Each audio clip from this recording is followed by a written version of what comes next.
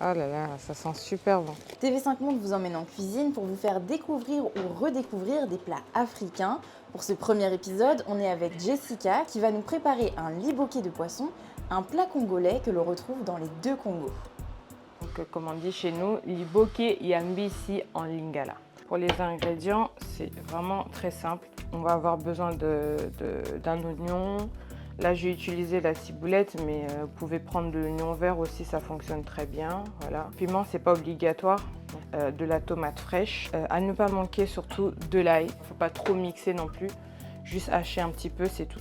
Là, je vais verser mon poisson comme ça, que j'avais déjà nettoyé. Je vais ajouter ma tomate que j'ai mixée tout à l'heure avec de l'ail. Le reste de la mixture.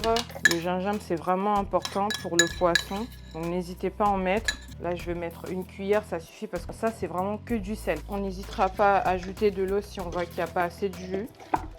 Alors, le poisson chat, c'est pas un poisson qui est gras. Donc là, ce qu'on va faire, on va ajouter de l'huile. On utilise des feuilles de marc entassées dans lesquelles on dispose le poisson pour former des papillotes. Au pays, ils cassent là au milieu comme ça. Tac. En fait, le but, c'est de ramollir la feuille. Au Congo-Kinshasa, cette recette est originaire de l'Équateur. La province de l'Équateur est l'une des provinces qui est collée au Congo-Brazzaville. Donc c'est tout à fait normal qu'il y ait des similitudes. Ma mère, elle est originaire de l'Équateur. Moi, c'est de ma mère que j'ai découvert ça.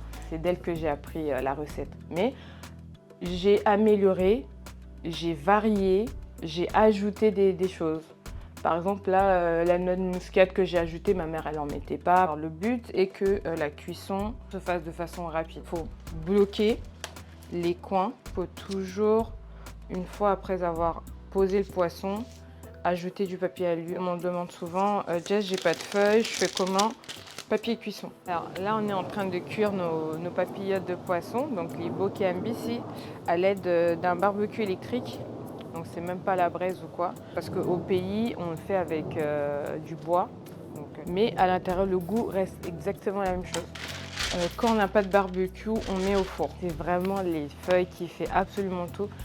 Alors je sais pas comment est-ce que nos grands-parents ont su que c'était les feuilles, mais c'est vraiment ça qui fait tout le goût.